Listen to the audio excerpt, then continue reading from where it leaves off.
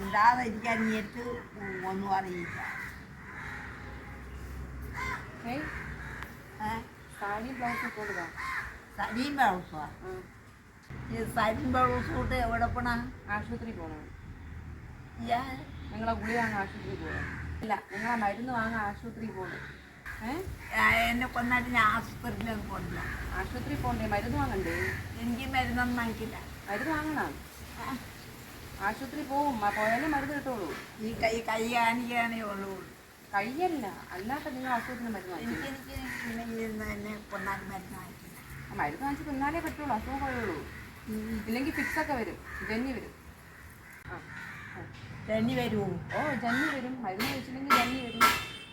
അപ്പം ജന്നിക്ക് മരുന്ന് കഴിച്ചും കൊണ്ട് കൊണ്ടുവരണം. മരുന്ന് വാങ്ങിച്ചിട്ട് ഇനി കൊണ്ടുവരാം കേട്ടോ. അപ്പം പോവല്ല.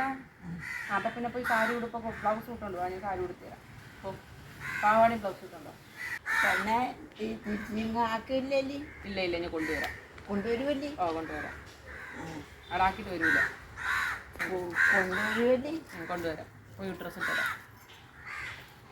പോയി ഡ്രസ്സ് ഇട്ടിട്ട് കൊണ്ടുവരുമെന്ന് തിരിച്ചു. സാരി കൊടുക്കാൻ എനിക്ക് അറിഞ്ഞുകൂടാ. എന്തൊരു മെന്റൽ ആശുപത്രി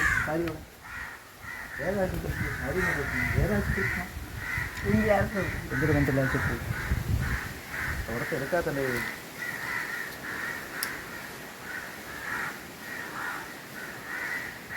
എന്തൊരു മെന്റൽ ആശുപത്രി പോകണം? എന്തിന് ഗുളിക എന്തൊരു ഗുളിക? നമുക്ക് ഏത് നമുക്ക് ഇല്ലെങ്കിൽ പിറ്റി വരും. അല്ലാതെ എൻ്റെ സമാധാനക്കേട് പോകണതല്ല. ഒരുപാട് പേര് ചോദിക്കും കേട്ടോ, സാരി അമ്മയാണോ ഉടുക്കണേന്ന്. അമ്മയ്ക്ക് സാരി ഒന്നും ഉടുക്കാൻ അറിയത്തില്ല കേട്ടോ. അമ്മയ്ക്ക് അതിനൊന്നും അറിയത്തില്ല. സാരി ഞാൻ തന്നെ ഉടുത്ത് കൊടുക്കണേ. സാരി കൊടുക്കാൻ ഭയങ്കര ഇഷ്ടമാണ്. നന്നായിട്ടൊക്കെ ഉടുത്ത് കൊടുത്താൽ ഭയങ്കര ഇഷ്ടമാണ്. ഞാൻ ഉടുക്കും സാരി, അങ്ങനെ ഉടുത്ത് കൊടുക്കും. നമുക്ക് പോവാം.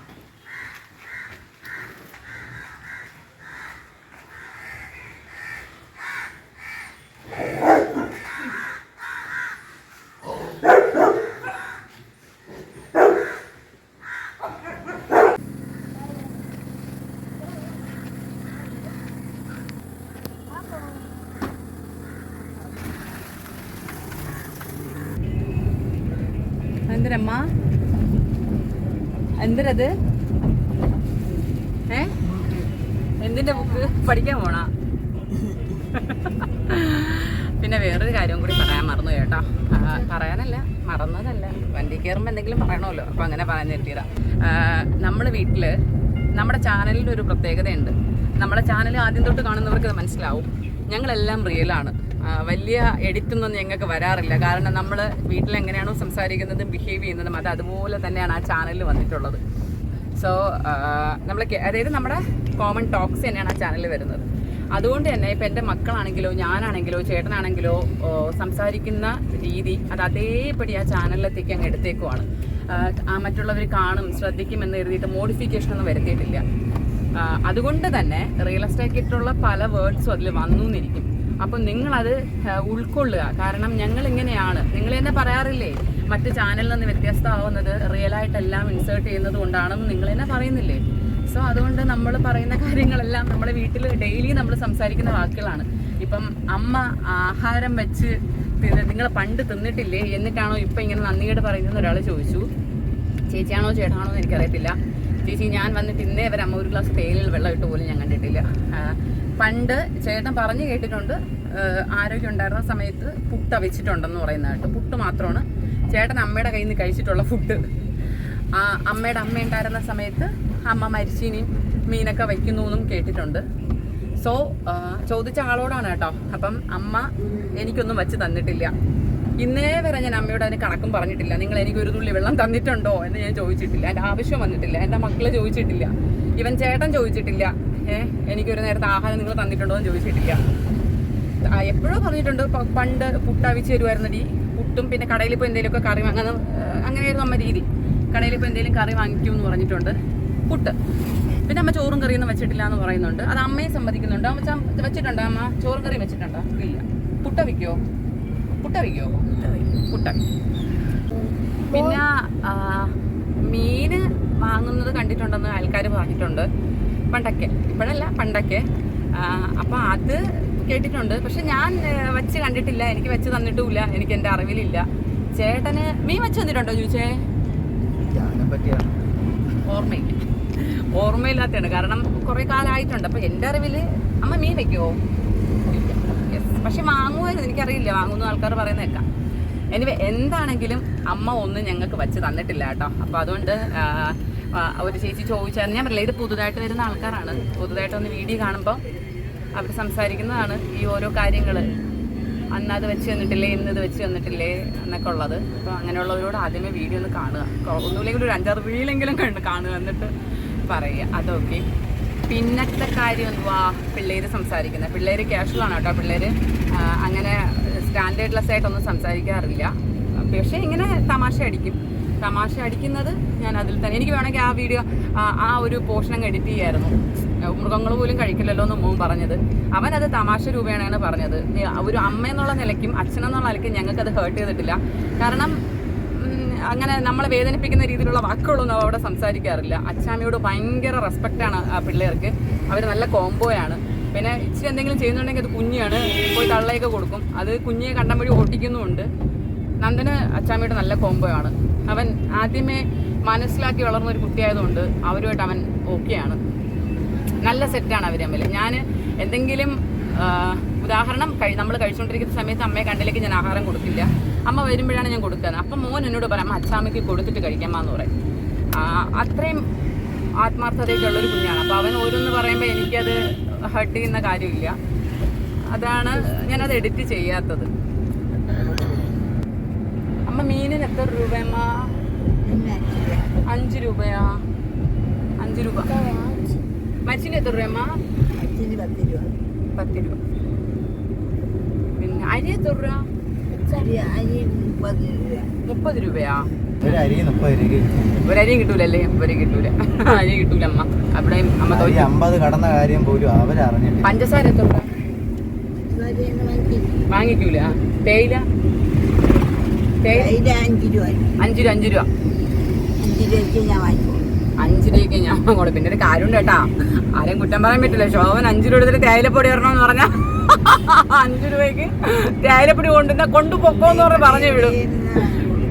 ആരും തർക്കിക്കാൻ നിൽക്കില്ല. ശോഭന് തേയിലയുടെ വില മാറി 5 രൂപ അല്ല 50 രൂപയാണെന്നൊന്നും ആരും പറയൂല. തേയില കൊടുക്കും, വിടും, പറഞ്ഞു വിടും. പണ്ട്, ഇപ്പൊ പോവില്ല. പണ്ട് ഒരു 10 വർഷമായിട്ട് ഇപ്പൊ പോണില്ല. പക്ഷെ ഇടയ്ക്ക് ആശാട്ടി പോവുമായിരുന്നു കേട്ടോ, ഗേറ്റ് തുറന്ന് പോവുമായിരുന്നു. അങ്ങനെ ഞാൻ എന്ത് ചെയ്യുന്ന വെച്ചാൽ ഒരു വട്ടം എനിക്കൊരു അബദ്ധം പറ്റി. ഞാൻ നോക്കിയപ്പോൾ പട്ടികളെയും തുറന്ന് വിട്ടിട്ട് ഗേറ്റും തുറന്ന് ചായക്കടയിൽ പോയി. അത് മനസ്സിലാക്കിയപ്പോൾ ഞാൻ പിന്നെ ഗേറ്റ് വെളിയിൽ നിന്ന് പൂട്ടിയിട്ട് എവിടെ പോകുള്ളൂ. ചാടാവുന്നുണ്ടായിരുന്നെങ്കിൽ ചാടിയാണ്, അത് വേറൊരു കാര്യം. അതിനുശേഷം പോവില്ല. അങ്ങനെ ഉണ്ട്. ഇടയ്ക്ക് ആരോ കമൻറ്റ് ചെയ്തിരുന്നു, പണ്ട് ഈ അമ്മ തൂക്കുപാത്രം ആട്ടി മണ്ണന്തല വഴിയൊക്കെ പോകുന്ന കണ്ടിട്ടുണ്ടെന്ന്. അത് ഈ മുതൽ തന്നെയാണ് തൂക്കുപാത്രം ആട്ടി പോകുമായിരുന്നു. എനിക്ക് ചായ വാങ്ങാൻ, ചായയും തേയിലൊക്കെ വാങ്ങാനായിട്ട് ഒരു പരിധി വരെ പോകുമായിരുന്നു. എനിക്കൊന്ന് മോനെ ഞാൻ ഇവിടെ വന്ന സമയത്തൊക്കെ പോകുമായിരുന്നു. ഞാൻ പറഞ്ഞില്ലേ പട്ടികളുടെ എണ്ണം കൂടി. പിന്നെ ഒരു വട്ടം മിസ്സായി, കാണാനില്ലാണ്ടായിപ്പോൾ. അങ്ങനെ ചേട്ടൻ പോയി മണ്ണന്തല സ്റ്റേഷനിലൊക്കെ പരാതി കൊടുത്തു. ഒരു വട്ടം ഇറങ്ങിപ്പോയി. ആ നാട്ടുകാർ പോലും പറഞ്ഞിട്ടില്ല കേട്ടോ, അത് വേറെ കാര്യം, ആർക്കും അറിയില്ല. ഞാൻ അന്വേഷിച്ച് പോയപ്പോൾ സ്റ്റേഷനിൽ അവർ പറഞ്ഞിട്ട് ഞാൻ അന്വേഷിച്ച് പോയി. അപ്പം ഒരു മുടുക്കിനകത്ത് എന്ന് വെച്ച് കഴിഞ്ഞാൽ വഴി അറിഞ്ഞുകൂടാതെ അന്നേരം ഏറെക്കുറെ ഇരുട്ടായി കഴിഞ്ഞു. അപ്പം നല്ല ഇരുട്ടായി കഴിഞ്ഞപ്പം ഇവർക്ക് പെട്ടെന്ന് തല വഴി അറിഞ്ഞുകൂടാതെ ആകെ പതറി, മുഖമൊക്കെ ഒരുമാതിരി ഒരു വല്ലാത്ത ഭീകരമായ രൂപത്തിലും മുഖത്തിൽ പേടിച്ചു പോയി. അത് തന്നെയാണ് അതിന്റെ വാക്ക്. അപ്പൊ ഞാൻ ഇങ്ങനെ ബൈക്കിൽ പോകുമ്പം എന്തോ ഒരു അനക്കം കേട്ടിട്ടാണ് ആ ഇരുട്ടത്ത് തിരിച്ചു വരാൻ തോന്നിയത്. അഥവാ ഞാൻ തിരിച്ചു വന്നില്ലായിരുന്നെങ്കിൽ എന്തുകൊണ്ട് ആ സമയത്ത് എന്തായിരുന്നാലും ഭീകരമായ പട്ടിശല്യം ഇല്ലാത്തത് ഒരു വലിയ പട്ടികൾ എന്തുമാത്രം ശല്യമായി. ഇങ്ങനെ പമ്മി ഇരുട്ടത്തൊക്കെ ഇരിക്കുന്ന പട്ടികളും കടിക്കൂലേ. ഒരു ഇതുപോലെ തന്നെ ചായ കുടിക്കാനായിട്ട് ഇറങ്ങിപ്പോയതാ. അപ്പൊ നമ്മളിങ്ങനെ ഞാൻ ജോലി കഴിഞ്ഞ് വന്നപ്പോൾ ഞാൻ വിചാരിച്ച് വരുമായിരിക്കും എന്ന്. പക്ഷെ അപ്പം അപ്പുറത്തുള്ളവർ പറഞ്ഞു, എടി 9 മണിയൊക്കെ ആയപ്പോൾ ചായ കുടിക്കാൻ പോയി എന്ന് പറഞ്ഞു. അപ്പം അങ്ങനെയാണ്, പോയി കഴിഞ്ഞാൽ പതുക്കെ വരുള്ളൂ. അന്ന് ആരോഗ്യം ഉണ്ടായിരുന്നല്ലോ, അവിടെ നമ്മൾ റെസ്ട്രിക്ഷൻ ഒന്നും വെച്ചിട്ടില്ല. അങ്ങനെ ആ ഒരു സമയത്ത് അന്നത്തിന് ശേഷം അന്നമ്മ ഒരുപാട് പേടിച്ചു പോയി. അതിനുശേഷം ഞങ്ങൾ ഗേറ്റ് കൂട്ടിയിട്ടേ പോവുള്ളൂ. എവിടെ പോകണമെങ്കിൽ ഗേറ്റ്. കാര്യം എവിടെയെങ്കിലും പോയി പെട്ടുപോയി എന്ത് ചെയ്യും? കണ്ടുപിടിക്കാനും പറ്റില്ല, അവർക്കൊട്ട് തിരിച്ചു വരാനും പറ്റില്ല. അങ്ങനെ അതിനുശേഷം ഗേറ്റ് പൂട്ടിയിട്ടേ പോകുള്ളൂ. അച്ഛാമ്മേരെ ഹോസ്പിറ്റലിലോട്ട് പോവുകയാണ്. ആദ്യമായിട്ടാണ് അച്ഛാമ്മേരെ ഹോസ്പിറ്റലിൽ പോകുന്നത്. അപ്പം ഞാനും അച്ഛനും അച്ഛാമ്മയും കൂടെയൊക്കെ പോവുകയാണ്. അമ്മ ഉണ്ടല്ലോ, നിങ്ങൾ കണ്ടല്ലോ. അപ്പം അച്ഛാമ്മ പഠിക്കാൻ പോകണമെന്ന് വിചാരിച്ച് ഒരു ബുക്കും കയ്യിൽ വെച്ചിരിക്കുകയാണ്. അപ്പം നമ്മൾ അടുത്ത് കഴിഞ്ഞു, കുറച്ചും കൂടെ ഉള്ളൂ. അച്ഛാമ്മ വിചാരിക്കുന്നത് അവിടെ ആക്കിയിട്ട് വരുമോ എന്നാണ്. അവർക്ക് അറിഞ്ഞൂടല്ലോ നമ്മൾ ആക്കൂലെന്ന്. ആക്കിയിട്ട് വരുമെന്നാണ് അച്ഛാമ്മ വിചാരിക്കുന്നത്. പിന്നെ വല്ലപ്പോഴേക്ക് ഡോക്ടർക്ക് കാണണം, എഴുതി തരും. നമ്മൾ പിന്നെ ഗുളിയൊക്കെ വാങ്ങിക്കാൻ എപ്പോഴും പോകും. ഇവിടെ ഇപ്പൊ എത്തിയിട്ടുണ്ട്.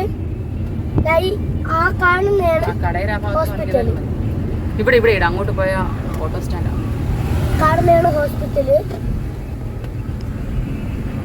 അതിന്റെ ഫ്രണ്ടിൽ പാർക്ക് ചെയ്യാൻ പറ്റില്ല കേട്ടോ. ചിലപ്പം ഫൈൻ അടിക്കും.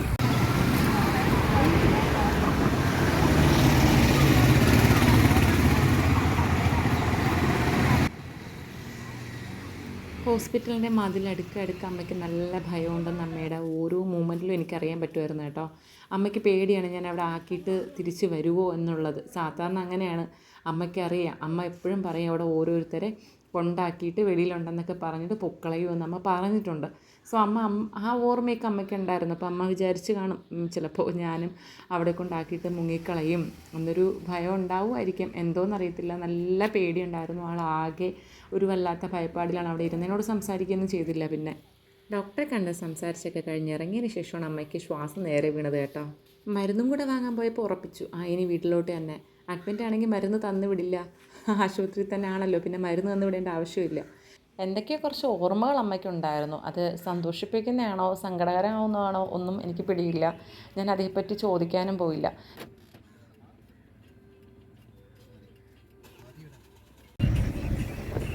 അങ്ങനെ പോയി മെഡിസിനൊക്കെ മേടിച്ച് തിരിച്ച് വീട്ടിലോട്ട് പോവുകയാണ്. ഇനി കുഞ്ഞമ്മ ഡാൻസ് സ്കൂളിലുണ്ട്, കുഞ്ഞമ്മ എടുത്തുകൊണ്ട് വേണം പോകാനായിട്ട്. അപ്പോൾ എപ്പോഴും അപ്പോൾ നിങ്ങൾക്ക് സംശയമായിരിക്കും അമ്മ നേരത്തെ കൊണ്ടുവരുന്ന വീഡിയോ ഒന്നും കണ്ടില്ലല്ലോ എന്ന്. അങ്ങനെ എപ്പോഴും കൊണ്ടുവരണ്ട, വല്ലപ്പോഴും പേഷ്യൻ്റ് ജീവനോടെ ഉണ്ടെന്ന് കാണിക്കാൻ വേണ്ടിയിട്ട് ഗുളിക വാങ്ങണം. അതായത് പേഷ്യൻ്റ് വന്ന് വാങ്ങണം. അല്ലെങ്കിൽ ഞാൻ ഒറ്റയ്ക്ക് വന്നാൽ വാങ്ങണം. ഞാൻ അമ്മയുടെ ബുക്കുമായിട്ട് എൻ്റെ കയ്യിൽ കെട്ടിപ്പിടിച്ച് വെച്ചോടിക്കുന്ന ബുക്ക് വേണ്ട, ഈ ബുക്കൊക്കെ ആയിട്ട് ഞാൻ വന്നിട്ട് വാങ്ങും. അപ്പോൾ ലാസ്റ്റ് 2-3 വട്ടമായിട്ട് ഡോക്ടർ പറയണോ പേഷ്യൻ്റ് കൊണ്ടുവരണം. അപ്പോൾ ഞാൻ പറഞ്ഞു അമ്മ വരില്ല, ഹോസ്പിറ്റലിൽ വരില്ല എന്ന് പറഞ്ഞു. അപ്പോൾ എന്നാലും അവർക്ക് കണ്ടേ പറ്റുള്ളൂ, അങ്ങനെയാണല്ലോ നിയമം. അപ്പോൾ അങ്ങനെ ഇപ്രാവശ്യത്തെ കൊണ്ടുവന്ന് ഡോക്ടറായിട്ടൊക്കെ നല്ല കുശലാന്വേഷണമൊക്കെ നടത്തിയിട്ടാണ് ഇതേ പോകുന്നത്. ഡോക്ടർ ഇഷ്ടപ്പെട്ട അമ്മ? ഓക്കെ, അപ്പോൾ വീട്ടിലോട്ട്